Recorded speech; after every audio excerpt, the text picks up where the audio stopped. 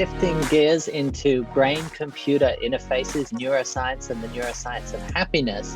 And joining me are four more prestigious panelists today. In particular, Matt Engel, the CEO of Paradromics, who has a brain-computer interface chip that is working, and we're going to be taking a deep dive on that.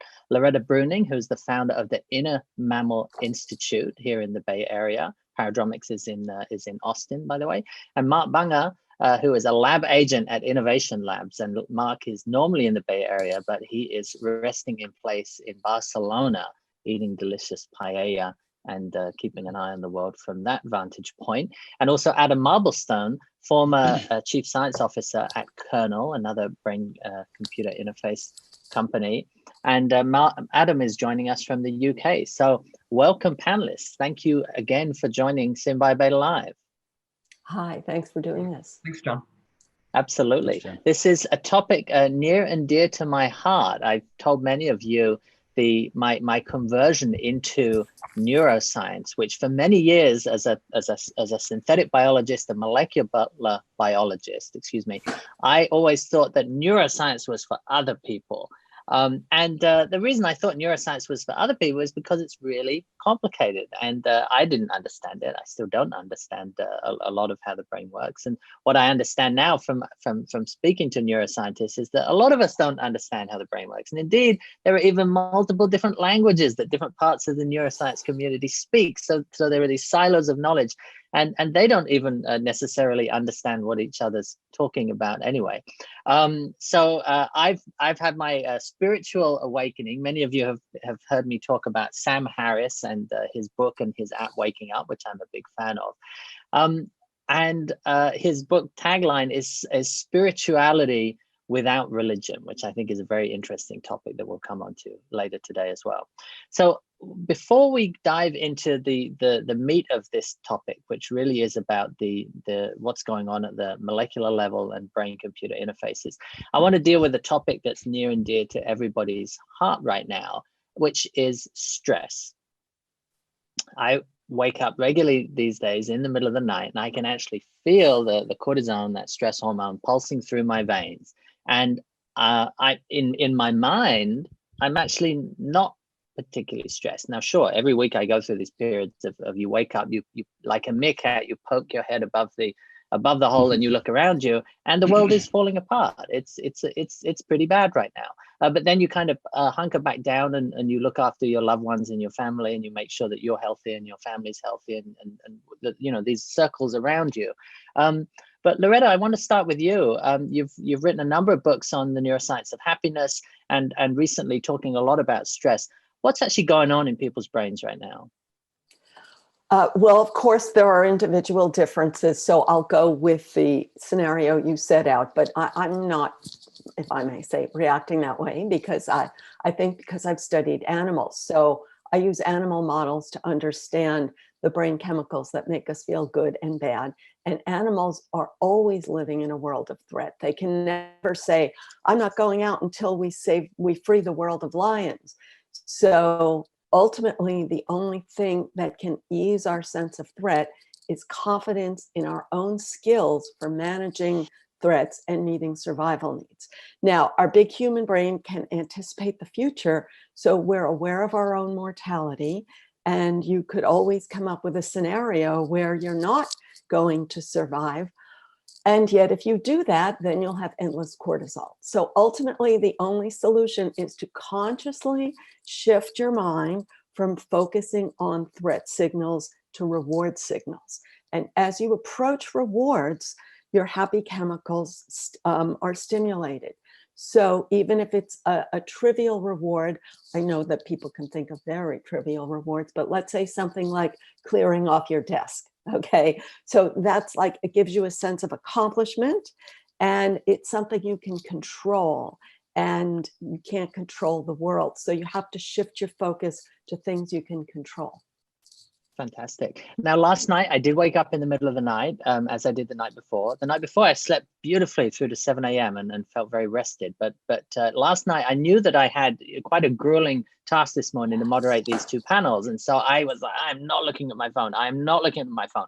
And I tried to think. I tried to breathe. Now I didn't think of the rewarding, happy thoughts that you just suggested, Loretta. So maybe I'll try that next time. But instead, I just concentrated on breathing.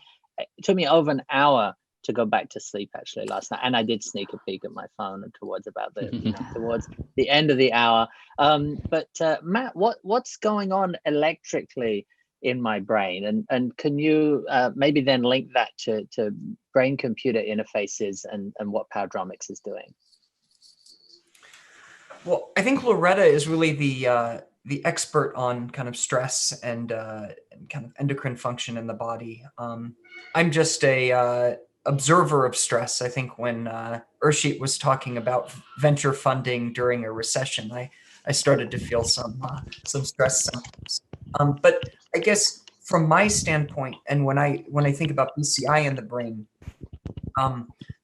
you can think about brain function hierarchically, in the same way that there's let's say there's a stack. When you think about computer software, there are transistors, there's sort of logic gating the transistors, then there's really low level language that very few programmers understand, all the way up to sort of an application level. And in the brain as well, it's sometimes useful to think about the brain hierarchically. So yeah, there's a lot that happens at the receptor level. Obviously there's a molecular mechanism underlying everything, but when it comes to BCI, we tend to think brain at the level of neural representations and electrical activity, and really fundamentally more at a data science level. What's being represented among large populations of neurons. And so the BCI approach to the brain is that the underlying biology is often hard, and treating some of these underlying conditions, it may be a while before we work out all of the biology, but for a subset of neuropsychiatric conditions, and especially things like more basic things like sensory deficits like blindness, deafness, or paralysis, if you can simply address the brain at the level of neural activity, you can functionally treat the underlying symptoms, the neural activity that's causing the problem. Right. And very practically speaking, if you can just explain what BCI is, what Paradromics does, and again, you were a postdoc at Stanford, I believe, when you came up with this technology. If you could just describe what it is, and then what DARPA funded you to do. Brain-computer interfaces have been around for decades, and the concept of the brain-computer interface is not a new one. I like to think about BCI is that first, starting with the brain. The brain is a data organ, in the sense that everything that you touch, everything that you experience, comes as information to the brain, as in represented in the brain. And similarly, everything that you do, the signals come from the brain.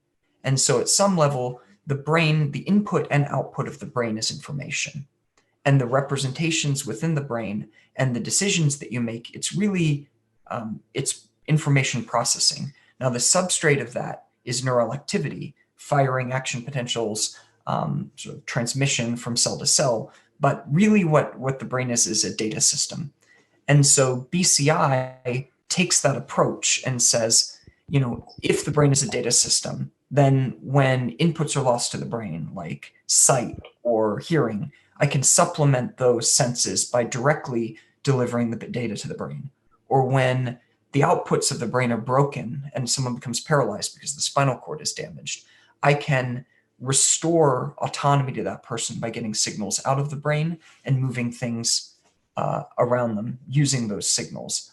And I think where the future of BCI is going is even to look at things like anxiety, depression, schizophrenia, obsessive compulsive disorders, and say, there are many different ways that these could develop. There's a lot of complex biology, but could we look at it from a data perspective, and could we treat the neural activity directly using a device of some sort? And now we're building a chip that interacts with the brain electrically It's an implantable chip that can record and stimulate neural signals. But there are a lot of different modalities for trying to record and stimulate neural activity. I know Adam's on here as well, and he can talk a little bit about some of the pluses and minuses of those different modalities. But we're specifically building a chip that records and stimulates electrical activity because it's something that's been shown in the clinic to work, and it's a platform that we can build and iterate on very quickly. Got it. And we'll come back to the specifics of that chip and what it looks like practically, and thinking about some of the applications. But I'm interested in your perspective, Adam, because to me, it seems like Loretta and Matt are speaking completely different languages. Yeah. Well, I think they ultimately a question is how to link those. And that breaks down into several issues, I think. So, one is kind of how can you learn what's going on in the brain in people in their more everyday states, like you sleeping, John, rather than being necessarily a paralyzed patient or having some serious disease. So that gets into the question about modalities of sensing. Can you sense the brain non-invasively and learn more about what's going on in humans? Another level is mechanistically what's going on. How do you connect neural circuitry? As Matt said, it's an information processing organ. We still don't really understand much or even have the ability to visualize much about the structure of neural circuitry and how that interacts with these molecules, neurotransmitters, neuromodulators that are involved in stress and emotions. But there is this kind of evolutionary conserved circuitry going back into mammals that then is maybe tweaked a bit in humans, of course. But I think that's another kind of industry that also maybe intersects even more with synthetic biology now, is how do you map that circuitry at a molecular level? Yeah. Great. And we'll come back to that connectome, which is the term used for mapping the brain and the impact that that's going to have shortly. Mark, I want to bring you in. Can you explain a little bit about what Innovation Lab is, what you do, and some of the reporting and data gathering that you've done, both on the BCI field and on the Neurotech field, and help us understand where BCI companies like Paradromics fits into the whole ecosystem? Mm-hmm. Yeah, sure. So Innovation Lab is an innovation consultancy, and you can kind of think of it as a company of companies. So within the overall umbrella, different people focus on everything from AI and even marketing and things like that to more deep tech and things like the brain-computer interface that require a little bit more focus on science. And I was actually an analyst at Forrester Research, a big IT research company back in the early part of the century. And my last report there was called Biochemical Computing. So I stumbled across synthetic biology and BCIs and thought this was an important new field to start covering. And so in 2004 was when I wrote that report. And I knew that it was something that was going to keep me fascinated and entertained for the rest of my career. So I got a job at UCSF in a neurology lab, got a little bit more, of the grounding there, and have just continued to follow this field. Who's investing in it? What are the startups? What are they doing? What are the medical and non-medical applications? And really helping companies and strategic investors understand what that might mean for their product development, for their investment strategies, and things like that. And Mark's a close friend of mine, and I know Mark as a Renaissance man. How many languages do you speak, Mark? That's not relevant here, but a few. So depends on no, how I'm generous serious. you're being to speak. Okay, but how many could you converse in? 9, I guess. Yeah, it's pretty incredible. So started studying BCI in 2004. Now can speak 9 languages. So I'm a little. Yeah, it didn't happen in that order, just so you know. So Loretta, let's just come back to stress in a second, and then we'll link all of this together, or I'll attempt to link all of this together.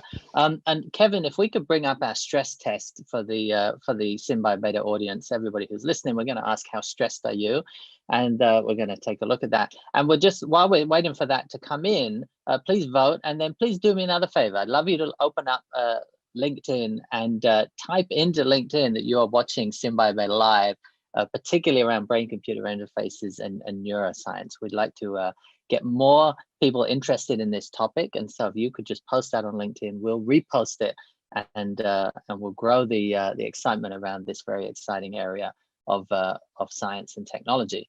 So that's still coming in. Loretta, I keep getting confused between cortisone and cortisol. Could you just help me to clear that up in my mind? What's the difference between the two of them and what do they do? Cortisol is the one that's in your body. Cortisone, I think, is a steroid medication. But what I think is relevant here is adrenaline. So a lot of people talk about adrenaline, think about adrenaline versus cortisol. So the simple example would be if you're laying in bed at night and you think you hear a noise, that's adrenaline. It says something important is happening, but you haven't judged or defined it necessarily yet as good important or bad important. So it gets your full attention, but it's very temporary. Cortisol is more of a full body response because you've decided that it is something bad, and thus it prepares your body for action, even though obviously in our modern lives, we're not taking bodily action. Got it. Okay, great. Thank you for that clarification. And could you just also talk about which are the other most important stress or the other hormones? Maybe not some of the stress hormones. So the happy adrenaline, hormones. Yeah, the happy hormones. And could you just give us a very brief overview of the happy hormones as well? Sure. And by the way, in case there are neuroscientists listening, I know that some of them are not hormones. So I call them chemicals. Some are neurotransmitters, and in some languages, there's not that general word, so I'm forced to use hormones. So I talk in my work about dopamine, serotonin, oxytocin, and endorphin. So I'll just very quickly review them. So dopamine is the sense that you're about to meet a need.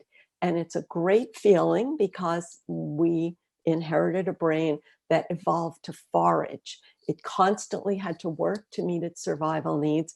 And when you found something that was potentially meeting your needs, you said, oh, wow, look at that. That's a piece of fruit in the distance. I'm going to invest effort to approach it. And each time you see yourself getting closer, you get the dopamine. Now, today, you can get very much calories with very little effort. So we don't use up our dopamine. We don't stimulate our dopamine response with that seek and reward feeling. So we look for other ways to do it. And in our daily lives, we all have habits for doing that. And now all those habits are gone. So we're really challenged to come up with new dopamine habits. So we continually give ourselves that opportunity to seek and find a reward. And it has to be realistic, because dreaming of being a rock star and you don't see that you're approaching the reward, no dopamine. And the other really important thing is it's not designed to be on all the time. In the animal world, in the caveman world, you get a little bit when you see food. When you get the reward, it stops and you have to do more to get more. And that's why it's so unrealistic for people to have the feeling that somebody else has this dopamine level and what's wrong with my levels. So it's really about acting to meet needs. Very quickly go on to the others. Oxytocin is the feeling that you're safe because you're in a herd, and animals seek social alliances in order to be safe. The more they feel an external threat, the more they seek social alliances. The less external threat, the more they spread out, because that's a more effective way to meet your needs and get dopamine. So oxytocin is the feeling that we would call trust in our human intellect.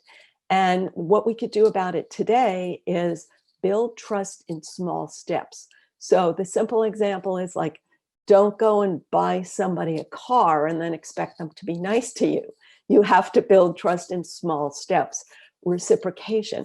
And it's fascinating that animals can keep score. Like monkeys groom others and then they don't get an immediate result, but if they get betrayed in the long run, then they groom others. So you are keeping score. And all of this idealized view of humanity and animals, I think, doesn't help us understand our emotions. emotions. So we have to understand that the brain evolved to meet its own needs, and the emotions evolved to alert you to opportunities to do that. Moving on to serotonin. Now, my perspective is completely different from what you hear in the medical model, which suggests that sitting on the couch doing nothing, you should have the right serotonin level. And if you don't, you have a disease, and then there's nothing you can do but take a pill. So studies back in the 1970s and 80s showed that animals who took the one-up position vis-a-vis those directly around them had a bit of serotonin. Those who didn't take Loretta, the one-up position. sorry, could you just adjust your microphone because it's rubbing on your collar there? Yeah, thanks so much. They got a bit of serotonin when they asserted themselves to take a banana. If I see that you're stronger than me, if I reach for the banana, you could bite me, and I want to avoid getting bitten more than I want the banana. So my cortisol is released and I retreat, but now I have no banana. So I look for an opportunity to be in the one-up position, and that's what stimulates my serotonin. And it's not aggression, but it's the calm sense that I can survive because I have strength vis-a-vis those around me. And that's obviously what people are looking for, even though it has become taboo in many worlds to say so and to even think it. And finally, very quickly, I'll go through endorphin is, I see, sorry. Endorphin is, there. Endorphin is the chemical that animals release to mask pain. So when an animal has its flesh ripped open and leg broken, and it can still run to save its life, because endorphin is the body's natural opioid that masks pain for a short time, and the animal just has a few minutes to either protect its injuries or it's dead. So we are not designed to be on endorphin all the time. We are not designed to seek it, and the animal brain cannot function in a normal way of meeting its needs. It's only for emergencies. And so when people assert that you should do things to stimulate your endorphin, I think it's a huge misconception and it's dangerous. And we're meant to seek the others, but not endorphin. Fantastic. Thank you, Loretta. And Loretta has a YouTube channel full of these wonderful stories about all these different neurotransmitters and hormones. And I encourage you, if you're excited about her descriptions, I've learned so much about the brain from that and also from the books that you've written. So thank you, Loretta. Appreciate it. Thank you. And you can also go to my website and it says videos in the navigation. Fantastic. Looking at our stress test, actually, I'm very relieved. This is the first time since we've been running this stress test that it's shifted down to people are only a little worried. So great job, everybody. I'm happy. Maybe it's Loretta's soothing tones about how the brain works that's helping us. But yeah, this is a really good sign. Loretta, I want to bring Matt back in and talk about these electrical signals. Is he speaking a different language to you? How do you, when he's talking about the brain-computer interfaces and being able to stimulate electrical signals in the brain, what's your reaction to that? So yes, I think it's very exciting, but one thing that's very important is myelination. Many people have heard about this. So we are all born with billions of neurons, but almost no connections between them, unlike reptiles who are born mostly hardwired. So the bigger the brain, the less hardwiring and the longer the childhood. So our circuits are built from experience, and the circuits that are built before age 8 and during puberty become myelinated. And those are the superhighways of our lives and our thoughts and our responses.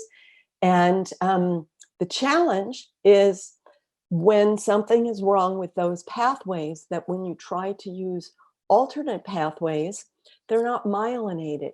And they're effectively the difference between speaking your native language versus struggling to learn a new language in adulthood. So I just want to put it out. If anybody can come up with a way of myelinating these new pathways, that would be like a huge thing. So stimulating alternative pathways is fabulous, but it's very hard for unconnected neurons to flow compared to the early myelinated neurons. And That's why the simple example is addiction. When you try to let go of an old behavior and engage in a new behavior, it feels wrong and unsafe and stupid, even when you consciously know it's correct, because the flow of electricity along myelinated neurons is what we perceive as the truth or reality. I went to the Brain Mind Summit at Stanford last year. It's a meeting organized by Reid Hoffman, and there was a medical professional there talking about hypnosis and talking about how to get people to give up smoking. And the hypnosis was saying, treat your body as a child and treat nicotine as a poison, which it is, and then think through the neurological basis of, you wouldn't give your own child a poison, so why would you smoke and give your own body nicotine? And just that logic that he walked me through immediately, just I could almost feel this pathway rewiring that you're talking about, Loretta. And I applied it. I stopped drinking alcohol about 9 months ago, before that meeting, but now I apply it to alcohol. We all know that alcohol is a poison. We all know the link to it between heart disease and cancer. Now I apply it to that, and I'm still just not that interested in drinking. So these stories are incredibly powerful ways to go about thinking about rewiring your own brain. So Matt, I want to bring, Loretta, do you want to just quickly come back quickly, to that? To answer the question of why would you give your body that when you consciously don't want to? And there's a very simple answer is, it's an old myelinated pathway that the first cigarette you took when it was in a moment of distress, and it relieved distress. Anything that relieves distress, your brain perceives as, it saved my life. So if you have a fear of taking a test or giving a presentation, and then you have a cigarette or a pill or something, and then it works out, your brain says, oh, that's the answer. So it builds a pathway, and every time you use the pathway, you repeat it. And the pathways that saved you when you were a teenager, when you had lots of myelin, that's what we're all going around seeing the world through, those pathways. Great. Yeah, John, go ahead, Matt. John, I think I understand, what you're getting at when you say that often it seems like neuroscientists are speaking different languages, and it's frustrating that there's not an intuitive connection often between what two experts might be talking about.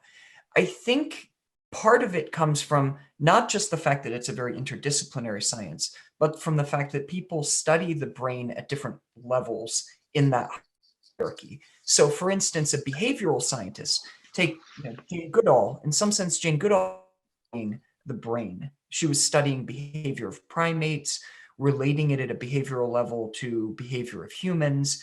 And she was studying things that were true and scientifically accurate, but they weren't necessarily mechanistic. She wasn't interested in digging into the molecular biology. When you look at the brain, there's a sort of behavioral, psychological level. I mean, even to some extent, something that's kind of pseudoscientific, like Freudian psychoanalysis. Sometimes you can have these consistent models to describe the brain that can have predictive features, and they can present a useful narrative for understanding how the brain works. And then often that's enough. I mean, if you're interacting with your spouse, you need a behavioral model for your spouse that will say, is he or she going to be happy or sad if I tell them this? You don't need to model it down to the synapse. On the other hand, if you're looking to treat something pharmaceutically, you need to model at the level of the receptor neurotransmitter interaction.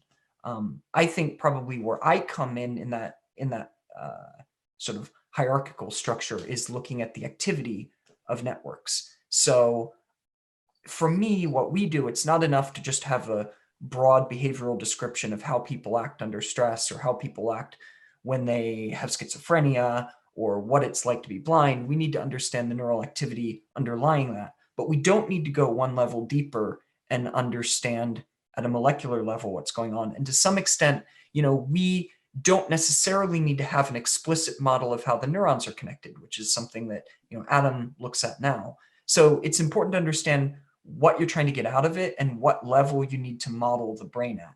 And I think part of it is that depending on what that, it may not be useful to be too high in that conceptual hierarchy.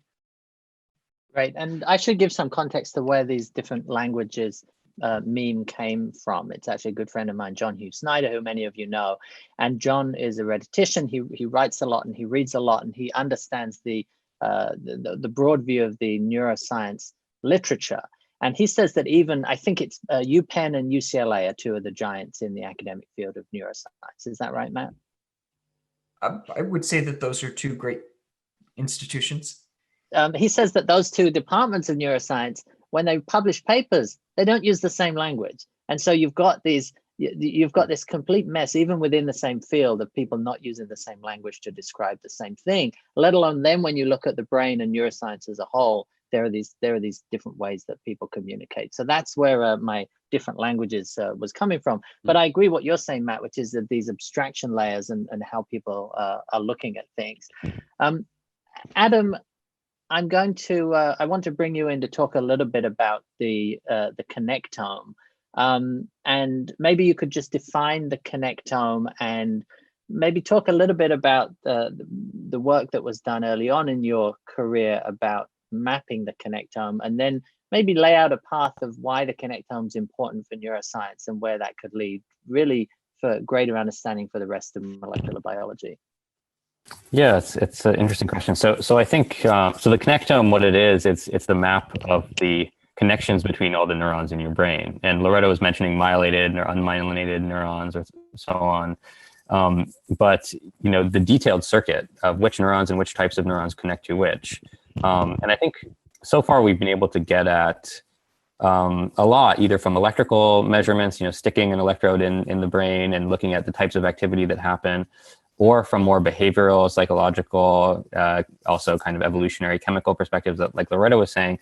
But I think, one of the things I think will be a kind of bridging structure a little bit in the way that, if you do the genome project, the genome, you don't look at the genome and say, well, we suddenly explain everything about how some organism works.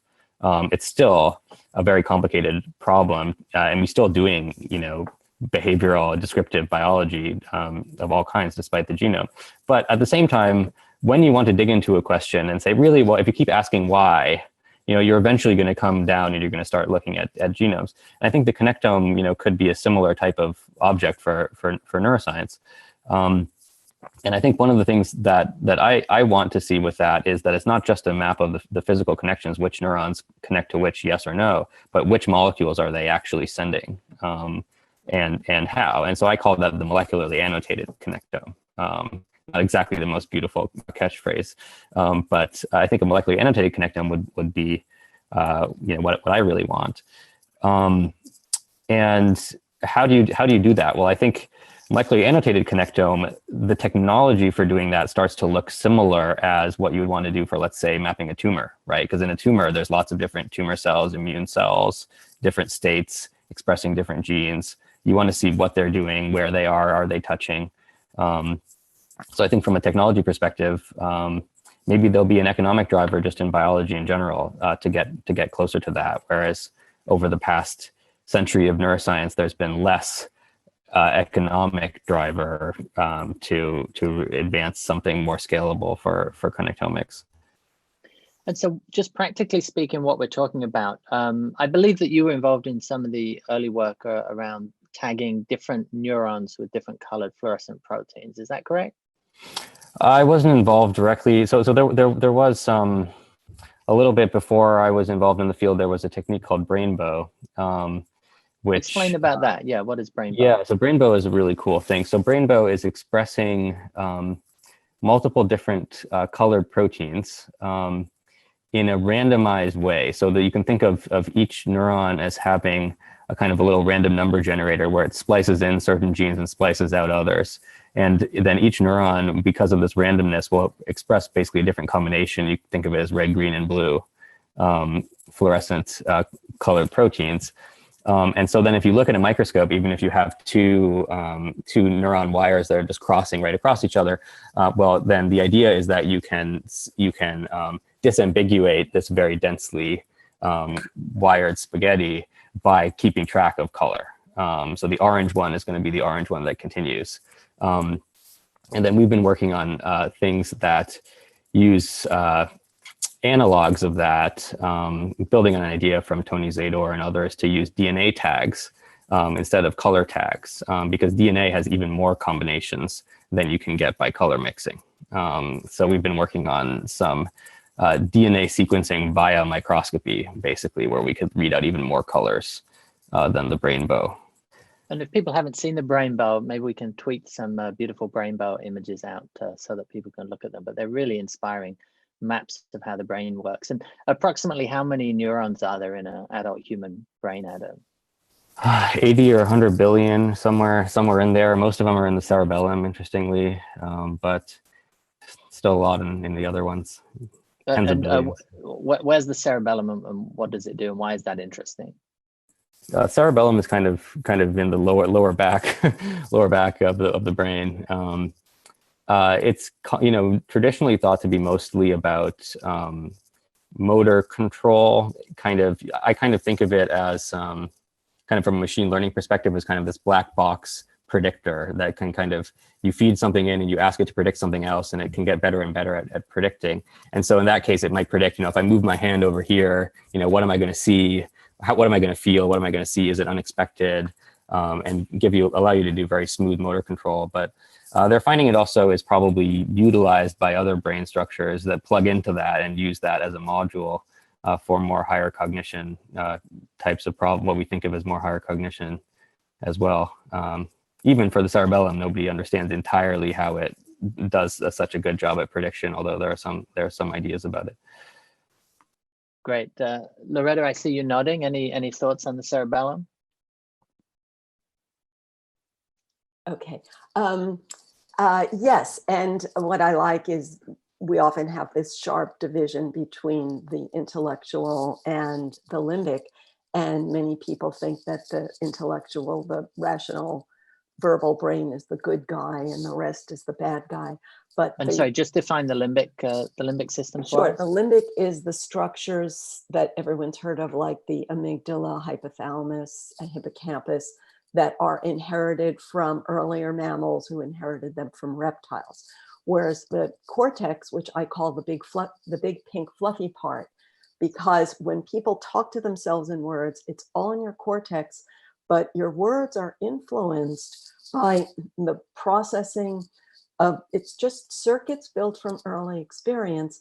And because it's so well wired in, you don't say it to yourself in words, so you don't acknowledge it. And then you retroactively try to come up with words to explain, why did I do that?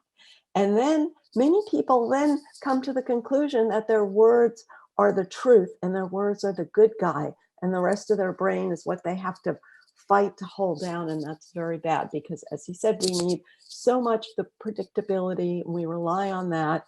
And if it makes bad predictions, then we have to recognize that that came internally in order to correct it.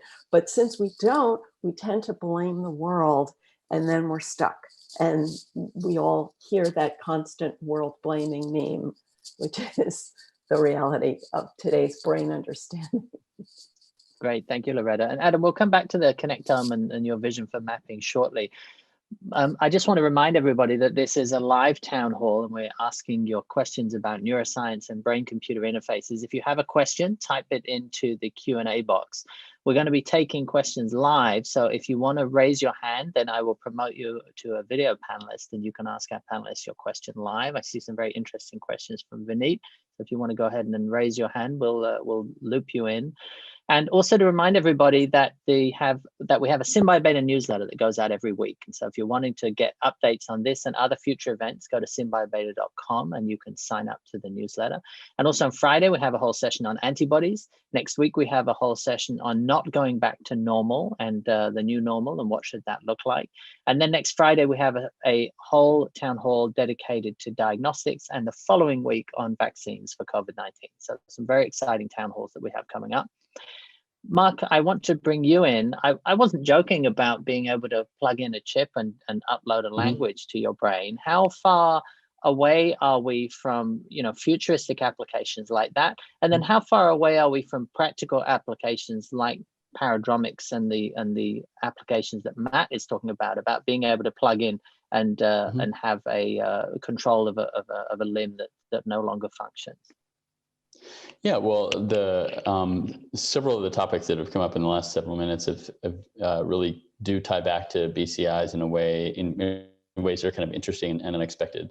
So myelination, for example, something that we think of that happens at a certain point in development, and this is why, as you were saying, it's easier to learn a language at a certain age, or easier to learn a certain new skill, but also easier to become addicted and things like that. So there's so when we talk about interfaces, we sometimes forget that they're two-way, especially when it comes to the brain.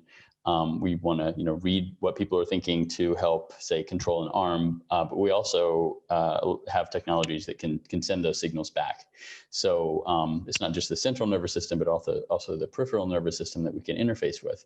So, for example, if you wanted to learn a language, I think that's pretty far off, because the way our brain encodes language versus the way our say a dictionary or a chip would encode language are really, really far apart. And a lot of the way we learn language is based on our specific experience. What we heard as a child, what classes we took in high school, and things like that. So everybody's mental, connectome actually around language is completely different. Even though they, share some fundamental similarities, it's not really possible, I think, even in theory, to just have one chip that would work for everybody. So it's probably, something where, to go back to what I was saying about a technology for interfacing and helping the brain learn things, is one's called transcranial direct current stimulation. And it basically, you could say it sort of loosens up some of those connections between neurons. It makes them easier to form and easier to disconnect. And so you can see a number of studies where people are looking at how to use that to reduce the stress reaction that people have to traumatic memories, by reassociating them with positive memories, or by teaching them to do something while that stimulation is going on. And ideally, they'll be able to learn at a rate that's more similar to what they would have had as a young child. So the hardware of these things is pretty immature at this point, and some of them are very invasive. Some of them are very, not invasive at all, or even wouldn't be considered brain-computer interfaces. So this is, as I said earlier, it's a really exciting field, because there's so many potential ways to solve these problems, and a lot of exploration still going on. Excellent. Matt, we have a couple of questions. Victor asked, which part of the brain does Paradromics BCI plan to target? And Betty Lee asks, are there more applications for non-invasive BCI versus the invasive BCI? Yeah, so we're building a cortical interface, and the cortex is, essentially covers sensory inputs to the brain and motor outputs to the brain. And so a lot of generation neuroprosthetics that you would want to build would be satisfied by building a cortical implant, which would be, for instance, seeing for people who are blind, hearing for people who are deaf, moving for people who are paralyzed. All of those things you could get from a cortical implant. And the other reason why I think those applications will come first is because those cortical areas are also some of the best studied areas of the brain, because it's been possible to do very clear input-output kind of neuroscience in those areas in animals. Regarding invasive versus non-invasive, I think that there's right now, because of both the practicalities of getting a brain implant and the difference in capabilities between implants and wearables, there's become this kind of bifurcation of BCI, where on one hand you have implantable BCI, which is able to get access to a very rich data stream, but requires surgery. And so as a result, these kind of BCIs are being contemplated for advanced medical applications. And then you have the wearable BCI that essentially anyone put on their head without surgery. But the problem is that the signals that they have access to are much lower in quality, and therefore the data system is restricted. And so the kinds of things with that system is much lower. So there people are looking at potentially things like augmented video game experience where maybe you can press a button reliably with the BCI. I think there'll be some advances that will slowly increase the capabilities of such a system, but I've not seen anything coming from the non-invasive field that approaches, for instance, what we've seen from the BrainGate program at places like Mass General Hospital and Stanford. So anyone who's online right now watching, I'd encourage you to do a YouTube search for BrainGate and see some of the incredible things that implantable BCI can do, even with just 100 implanted electrodes. People can move a cursor on a screen, people can control a robotic arm. Just 100 implanted electrodes can do a lot. And non-invasive BCI hasn't approached that kind of performance yet. And then at Paradromics and at, for instance, Neuralink as well, we're looking at doing thousands of neurons and eventually many, many thousands of neurons and many, many thousands of implanted electrodes. So, the data rate for the next generation of BCI will be even more than what you're seeing in clinical trials now. Fantastic. And Matt, just the practicality of what your device looks like, and I've seen slideshows of it, and you've talked me through it. So it's very thin wires, and it's an array of currently currently how many on your array, and what's the theoretical number that you're going towards in the future?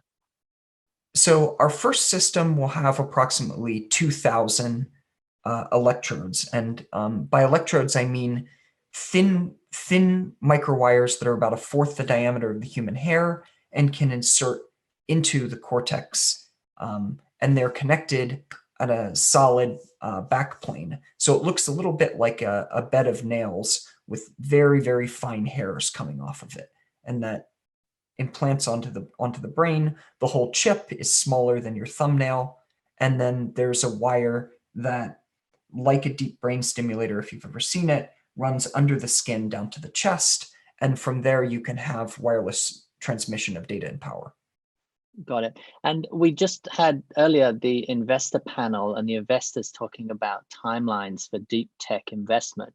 Give us a sense of the timelines for Paradromics right now and where the company's at.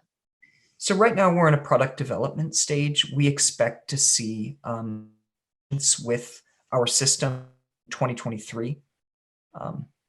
I would have said 6 months ago, I've said that could be sooner with a little bit more investment. Yeah, climate as it is, I think 2023 is a good guess. Got it. And the big picture, really your thesis, going back to the core of this, is really looking back through the history of all these neurological diseases, from holes in the head to different kinds of therapy and different kind of drugs. And what you're saying is we need to change the paradigm around neurological disease, because if you look at it fundamentally, it's an electrical malfunction of the signal processing that's going on in the brain. And if we can start to use BCI to directly see the inputs and outputs of that electrical signaling activity, then you can start to really get to the electrical basis of a lot of these problems and start to solve a lot of these neurological problems. Is that right? That's exactly right. And even more than that, even if the underlying problem is deeper in the stack, even if it has to do with some receptor subtype that's not expressed when it should be expressed, there could be some really detailed molecular reason why the phenomenon occurs. But if you have access to a large number of neurons and you can record and you can modulate their activity, you can fix the problem at a higher level in the stack. And I compare this to, it's not uncommon for a chip to be produced with a very small hardware defect. And the company, let's say it's Samsung or Apple or something like this, is scrambling and they say, well, is there a way to fix it in the firmware? Do we really have to respin a new chip, or could we fix something in the firmware? And usually the answer is, oh yeah, we change a few things, we dial a few things out, it'll still work. Maybe the answer is, no, that particular mode's not supported. So higher in the stack, we'll just turn that feature off. Like, it can go all the way up the stack, and often a small hardware defect can be compensated for somewhere else. And it's the same thing in the brain. Many times, even a condition like, let's take autism. Autism is not one etiology. It's a whole spectrum of disorders. They may have nothing to do with each other when you really grind down to the bare bones cause. But regardless of the root cause, many of these conditions produce a behavioral phenotype that is consistent. And that behavioral phenotype has one level deeper, a neurophysiological, an electrical activity phenotype that is consistent. And if you can address the neural activity, then you can address the problem. And so I think, often when I'm introducing BCI, I tell people to imagine going back 70 years in time. If you went to a semiconductor conference 70 years ago, people were talking about whether or not solid state transistors were going to be a thing. They were like, are they going to be better than vacuum tubes? I don't know. Like, computation didn't exist 70 years ago. On the biology side, we really didn't know very much about how the brain worked 70 years ago. But now we have pretty sophisticated models, particularly for sensory and motor systems. And really, we're getting a better understanding about single cell biophysics. We really know a lot about the brain now. But if you went back 70 years ago to a neurologist conference and you asked about how we're treating the brain, you would see a lot of familiar techniques.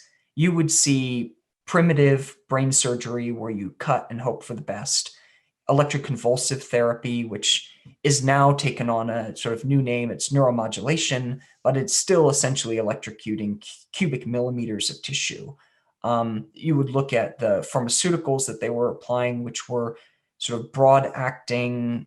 Sometimes it works. It often produces side effects. Those paradigms in neurology and treating the brain really haven't changed in 70 years, even though our understanding of the brain and our ability to build microfabricated technologies has increased exponentially. We're at a point where BCI represents that paradigm shift, and we have a lot of backlogged technological progress that we can benefit from and we can leverage. Excellent. Adam, I'd like to bring you back in. So we talked about Brainbow. Now we have a mapping of all the neurons through colors. The next set of technologies that you and I have talked about is the ability to then have a tagging system. So as a neuron grows, when it touches the synapse of the other neuron, it then leaves a mark so that you have a molecular map now of which neuron maps to which neuron. And then the next step of this is then which metabolites, which genes are being expressed, which metabolites are there in each of these neurons. How close are we to a full molecular connectome that you described? And what technologies do you think we still need to develop? And then what will that mean? If we can do that, what will that mean for the rest of biology? Yeah, well, I think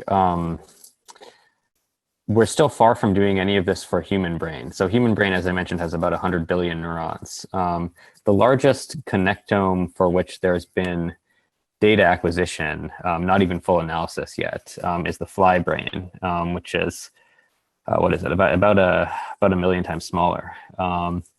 I think a great milestone in the middle would be any mammal. And I think it's probably possible by scaling up existing technologies, probably to get to a small mammal, which has a cerebral cortex sometime in the next 5 to 10 years.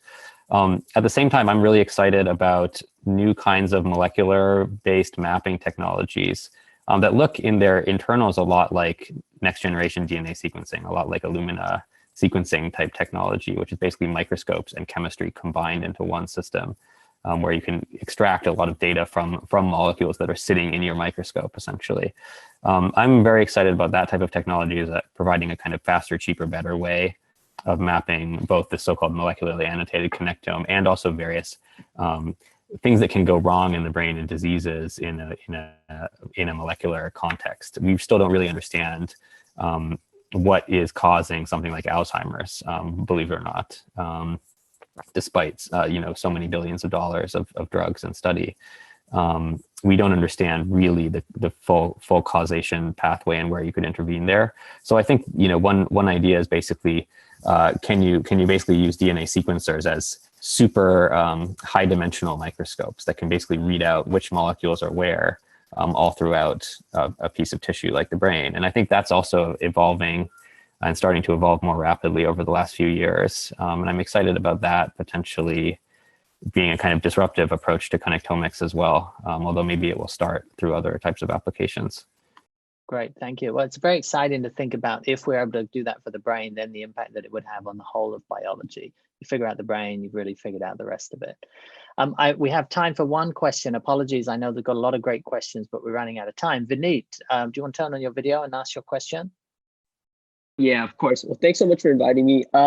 So I had 2 or 3 questions, and I think Matt did an awesome job describing what the difference between non-invasive and invasive technology are, and along with what the limitations are. I'm curious, if I'm an outsider and I want to join this neurotech field, do I need to have a PhD in neuroscience? What are the kind of, I guess, positions you're looking at? Is it data scientist more oriented? Is it more machine learning? Is it biologist? And if so, how would you recommend us kind of training and properly educating ourselves so we can enter and at least be of value in this space? I mean, if I think of Paradromics and I think of some of our kind of peer companies and their hiring, the answer is no, you don't need a PhD. You know, depending on the role, you know, if you want to be part of the in vivo team that's implanting devices, yeah, maybe you should be a neuroscientist and have some surgical experience. But the electrical engineers and the you know, the ASIC engineers and the mechanical engineers that join our team, they don't come from a neuro background. They're just really fucking good. And I think that's probably the thing that is constant across all of the companies I know, is that these challenges are, these are some of the most difficult systems to engineer. And it requires a multidisciplinary team where everyone's really good, everyone can communicate, you know, at different levels in the abstraction barrier so that you can drill down into your own stuff while still talking with team members at a high level about how the parts come together. So I would say that if there's one thing that is really valuable, it's this ability to be able to be a master of your own stuff and also talk at a very high level with other contributors that may not have your deep background. Great, thank you, Matt. Thank you, Vineet. Mark, if people wanted to learn more about the synthetic neurochemistry, sorry, I'm getting confused with synthetic biology and neurotech, about the neurotech industrial ecosystem or investing in neurotech, what resources do you have available at Innovation Lab for them to understand more? Yeah, well, what we try and do is take essentially build on a timeline view. The first conversation before this panel about long-term investing, you know, this is definitely a space where that's important. So as I said, I started looking at this back in 2004, excuse me, and it is a place where we need patient capital. So I'd be happy to talk with anybody directly about the companies and the pathways and things like that we see. But if you want to kind of dip your toe in, I think some things that are near-term commercializable and don't require a PhD, but that will start to build some of the data sets and some of the scale basically that we need to get better data with less invasive things. There are spaces like gaming where there's a lot of neurotech going into and things that actually work. There's a company called Neurable that I was particularly impressed with, Neurable. They make EEG, basically headset straps for your VR gaming. And it's a pretty impressive experience. So check them out. There's a few other companies that I think are doing things where, you know, even as a consumer, you can start to get a feel for where the field could go. And then, you know, I think Paradromics is doing amazing stuff. There are a lot of there's a whole pathway from this, you know, again, beginners in gaming into things that are longer term and that could really, you know, not just make your gaming experience better, but maybe make your old age better, make your life experience better. Yeah, there's no hard and sharp break between one and the other. Great, and we haven't even got onto virtual reality and neuroscience, so we'll cover that on a separate SynBioBeta Live. Thank you, Mark. And if Kevin can type Mark's email into the chat box for anybody who wants to reach out and connect with some of the resources that Mark has at Innovation Lab, then please feel free to do that. This has been a fantastic show. I want to just pass over to Loretta for the final word. Loretta, if there's one piece of practical advice that you could give people for living a stress-free and happy life, particularly during this global pandemic, what would it be? And then secondly, which of your books would you recommend that people buy if they want to learn more? Oh, thank you. I'm shutting off my heat.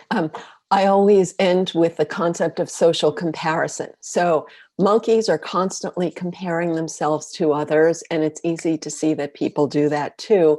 And it has a big effect on our emotions. And when we understand that, we can moderate it and stop driving ourselves crazy over feeling like everybody else is getting the bananas, and just sort of enjoy the bananas we have, to put it crudely. And my book, Habits of a Happy Brain, retrain your brain to boost your serotonin, dopamine, oxytocin, and endorphin levels.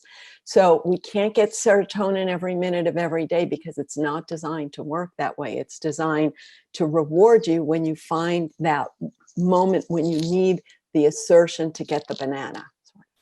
In the pandemic, what I think is so mind-boggling is we're all in the same boat right now. So on the one hand, one way of seeing it is I can stop comparing myself to others because we're all in the same boat. But a mindset myelinated from past experience, you may focus on minutiae, such as somebody else is in the same boat, but it's a bigger boat, or has, this benefit or that benefit. So we need to focus on our own benefits in order to enjoy serotonin. Fantastic. This has been a riveting session. I've learned so much about neuroscience, about brain-computer interfaces, about the connectome, and about the Neurotech ecosystem. So Mark Bunger from Innovation Lab, Loretta Breuning from the Inner Mammal Institute, Matt Engel, founder and the CEO of Paradromics, and Adam Marblestone, the former CSO of Kernel. Thank you all so much for joining us today. It was a fantastic show. I really appreciate it. Great. Thanks, John. Thanks, everybody. And thank you, all of our listeners. On Friday, we're talking all about antibodies and synthetic biology for COVID-19. Next week, we're talking about Don't Go Back to Normal on Wednesday. And then on Friday, we're talking about the diagnostics ecosystem. And then the following week, we're talking about vaccines and vaccine development. So we hope that you'll join us for that. You can sign up to our newsletter at SynBioBeta.com. And we're going to keep the chat open for a few more minutes. So if people want to chat, share resources, answer questions that we didn't get to today, then feel free to do so. Thanks again. I'm John Cumbers, the founder and the CEO of SynBioBeta, and this has been the best SynBioBeta Live that we've ever done.